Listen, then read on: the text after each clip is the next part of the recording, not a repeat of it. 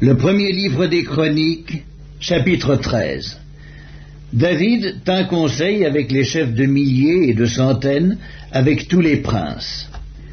Et David dit à toute l'assemblée d'Israël, « Si vous le trouvez bon, et si cela vient de l'Éternel notre Dieu, envoyons de tous côtés vers nos frères qui restent dans toutes les contrées d'Israël, et aussi vers les sacrificateurs et les Lévites, dans les villes où sont leurs banlieues, afin qu'ils se réunissent à nous, et ramenons auprès de nous l'arche de notre Dieu, car nous ne nous en sommes pas occupés du temps de Saül. » Toute l'assemblée décida de faire ainsi, car la chose parut convenable à tout le peuple.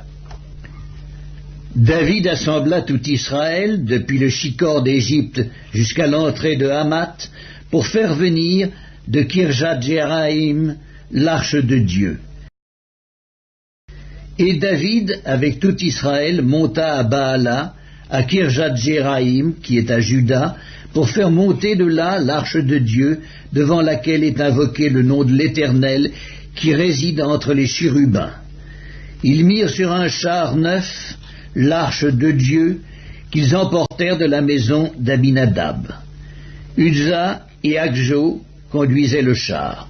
David et tout Israël dansaient devant Dieu de toute leur force, en chantant et en jouant des harpes, des luths, des tambourins, des cymbales et des trompettes.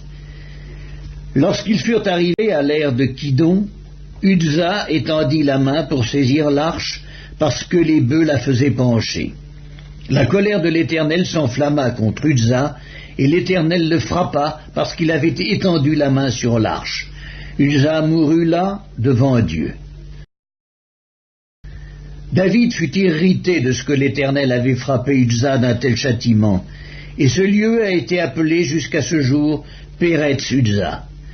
David eut peur de Dieu en ce jour-là, et il dit, « Comment ferais-je entrer chez moi l'arche de Dieu ?» David ne retira pas l'arche chez lui dans la cité de David, il la fit conduire dans la maison d'Obed-Édom de Gath. L'arche de Dieu resta 3 mois dans la maison d'Obed-Édom, dans sa maison.